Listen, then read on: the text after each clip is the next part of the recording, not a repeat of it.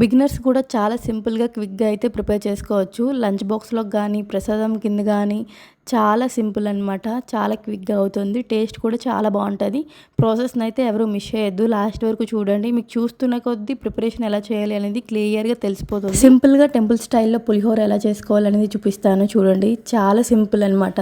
Simple ఇంగ్రీడియంట్స్తో చాలా ఈజీగా చేసుకోవచ్చు.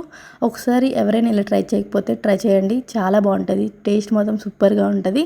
నేనైతే చాలా తక్కువ ఇంగ్రీడియంట్సే యూస్ చేస్తున్నాను.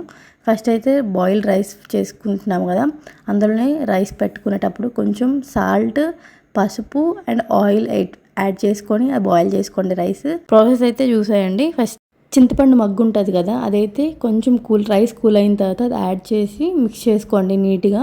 కొంచెం చల్లారిన తర్వాత వేసుకోండి. ప్రాసెస్ అంతా లాస్ట్ వరకు చూడండి. ఎవరు స్కిప్ చేయొద్దు. చాలా సింపుల్ అండ్ టేస్టీగా వస్తుంది టెంపుల్ స్టైల్లో.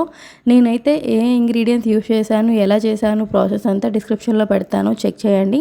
ఫస్ట్ అయితే ఇంగ్రీడియంట్స్ ఏమేమి యూస్ చేశాను ఏంటి అనేది నేను పక్కన డిస్ప్లే చేస్తాను. అవైతే ట్యాగ్ చేశాను కదా, ఆ ఇంగ్రీడియంట్స్ని యాడ్ చేయండి.